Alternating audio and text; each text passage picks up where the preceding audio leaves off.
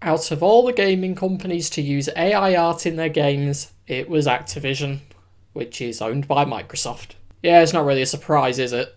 Hello, welcome back to the channel and welcome back to A Game Dev Discusses. Today we're going to be talking about the use of AI art in video games since Black Ops 7 has come out and decided that it's all the thing to be doing these days. The background gameplay today is of Call of Duty Black Ops 2, the Xbox 360 version, running under backwards compatibility on an Xbox One. You know, because I picked a game back from when Call of Duty was actually good and had artists. Just a note on the gameplay, I am playing against bots, I was unable to find an online game, and yes, you are allowed to judge my gameplay in the comments. I do not have a clue how to play a Call of Duty game, and I'm not very good at shooters. So, Black Ops 7 released last week, and all of those people made their second yearly video game purchase because I guess FIFA was getting old. I mean, come on, we all know that one person that only buys the yearly releases of FIFA and Call of Duty every year. I mean, seriously, that's got to be part of the reason as to why these games do sell so well. So, for the discussion of AI being used in video game development, we'll try not to keep it just to Call of Duty, we'll try and spread it out generally, but I should probably give you a quick rundown on the situation with Call of Duty that's been going on since last year. So, last year Black Ops 6 released, and it sold even more copies than usual for a Call of Duty game. And you could think that means the game must be very good. And for most people, it was definitely an enjoyable time. So upon release, all was looking initially well with Black Ops 6, but then we started getting some updates and DLC, and people noticed that the calling cards and the artwork on them seem to have been generated by artificial intelligence instead of drawn by an actual artist. Now, this was a relatively small part of the game, but it still pointed out that Activision weren't afraid to use AI in their games. So just 1 year later, we get the next sequel in the Black Ops series, we get Black Ops 7. And just like the number in the title went up by 1, well, the use of AI went up by more than 1. Now, I will say that people are getting a little bit carried away and trying to claim that everything in the game is AI generated when there just quite simply isn't the proof that it is or isn't. At least AI might have been used to some degree in certain areas, but we can't prove it. But the AI art on the calling cards appears to still being used, and there was a notice placed on the game's Steam page which says that AI art is indeed used within the game. Now, people, of course, are being quite keen to point the finger straight at Microsoft, who, of course, now owns Activision. Microsoft seems to have been making a push for their own development teams to be making use of their own Copilot AI to help with programming, art generation, and designs. Now, of course, we still don't know which teams are and aren't using AI and if it's being used at all, but there are a few warning signs that are definitely pointing to the use of AI. Minecraft Bedrock Edition has had some issues recently where they transitioned from the old Universal Windows platform way of packaging the game to the new, I think it's called GDK platform for Windows 11. And instead of this being just your usual transition from one software development kit version to the next, it seemed to literally break the entire game. So when I say break the game, I mean there was more bugs than ever. Sometimes you couldn't even open the game without it crashing, people were losing their worlds and all of their save data, and it just generally wasn't going over quite well. Of course, in the current year that we're in, and all of the AI headlines being everywhere, people were very quick to say that Minecraft Bedrock Edition must have incorporated some kind of AI-generated code. Now, again, this is another one where we don't know if it's true or not, but we're starting to see a bit of a trend of Microsoft software products, from video games to Windows itself, trying to incorporate either AI features or completely breaking and having a lot of buggy code that people are saying is very similar to the type of programming generated by large language models.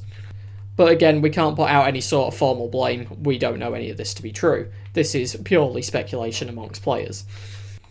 And having been exposed to the developer side of the story myself, well, not in Minecraft situation, but within my own game development past, games can literally just break for no reason sometimes, and bugs can be impossible to find and end up in a released product. So I don't think with every little programming bug we find in a Microsoft product, we need to be blaming it straight on AI. But if we start to see Microsoft straight coming out that they are using artificial intelligence within their development teams, then I think it's quite easy to point at AI as a source for all the problems. So here we go, we're going to do the brilliant thing of what is my opinion on the use of artificial intelligence in game development. Well, I think I can safely say I'd rather it wouldn't be used. I think it is definitely causing more problems on developers than being a convenience as such. I think I'd say when it comes to the current AI we have at the minute, large language models are proving themselves to be useful to some extent in some quick and dirty researching, less so with the summarising features and AI overviews on Google, and more so the fact that they can link straight to more obscure sources for information. There's also places where AI is now being introduced to take control of more sort of repetitive, boring tasks that just present in everyday life. And I think if it helps to speed it up and it's not causing any problems, then yeah, there's probably not much reason why it shouldn't be used. But then we get to AI deciding to be creative and generating artwork, 3D models, full videos, absolutely anything you can think of at this point. This is where we now hit the problem of AI isn't just being used to speed up a repetitive, boring task. AI is not just being used as a quick research tool. It is now literally doing the jobs of people in the gaming industry, of people in film and TV, of people that are involved in digital design in any way. You know, I can definitely say from experience that myself and other video game artists that I know personally, it is now a struggle to find the job openings within the gaming industry for kind of traditional artist roles, as more and more development teams are now experimenting with AI, at least. Because you got to think, even if it's not currently making it into final video game products, development teams will likely be experimenting with the idea, and therefore it does sort of put a hold on whether they're willing to hire artists for the role while they figure out what is going to work out best, usually for profits. If we have a look at how AI art has been used in Call of Duty Black Ops 6 and Black Ops 7 in the form of the calling cards, while it may have been used in these games further than that, let's just, for the point of this argument, say that it's only being used for the calling cards. At that point, I would say they are a relatively small part of the game, at least in terms of a development standpoint. But even though it is a small part of the development in the game, that was probably still someone's job for a week, couple of weeks, potentially even longer. It could have been a team of people's jobs for a week. And even though you can sort of look at that and think, well, if it's a small part of development, why not speed it up with the use of AI? Why not make it cheaper to produce by using AI? Well, the next problem there comes with how far they're willing to go. It just then becomes a question of if they're willing to go far enough to do calling cards with AI-generated art, how long until they're producing textures with AI-generated art? How long until they're producing 3D models through the use of AI? And of course, even separating from the art side, you could say how long until they are generating the game's entire code base using artificial intelligence. I don't think you'd find many game developers and video game artists that would be happy with any use of artificial intelligence within game development, as it is purely and simply just a way of replacing them so the higher-ups can make more of a profit.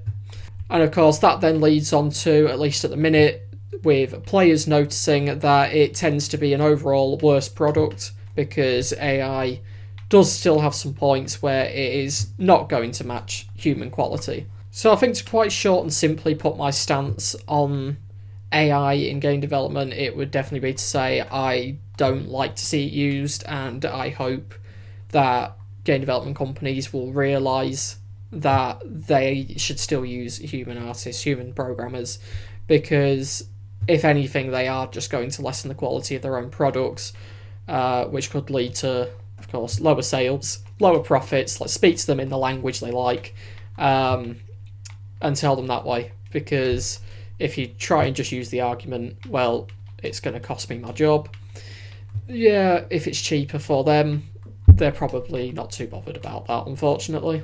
So, of course, I've been talking about the use of AI in game development and within the gaming industry, but of course, this is a question that's being spread out all over the place. Another area that I'll touch on relating to the use of AI-generated images and video is probably in other digital design roles, and especially marketing and advertising. So a good one to point out, especially this sort of time of year, is all the Christmas advertising is going up on social media, on TV, and one that we usually always see is a very classic advert from Coca-Cola, where they use a load of Coca-Cola branded trucks and lorries going along in the dark, lighting up the road in nice shiny lights, with song in the background that I believe ended with them saying it's always the real thing. Yeah, very typical, real. And of course, it's been accused that they are using AI generated images, maybe AI generated video, to create their version of the advert for this year. Now, I have only seen the advert once myself, and from an initial look at it, yes, there are definitely some telltale signs of at least parts of it being AI generated, if not all of it.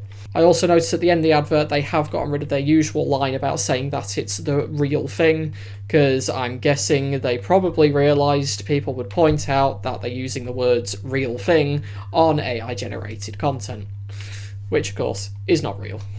But of course, we've seen the continued use of AI-generated content in advertising, within video games, within film and TV even. Is this just the world we live in now? Is it just something that we'll have to get used to, and it's just going to keep happening, and eventually all digital designers and programmers will just be replaced with AI, and that's how the world will be? Well, hopefully it won't, so we do just have to keep sort of getting the point across to companies producing AI-generated content in their products that we don't like it. If you are a digital designer or video game artist and there's anything you want to do about it, I'd say at least make your opinion heard and try and just keep making real content and don't use AI generation yourself.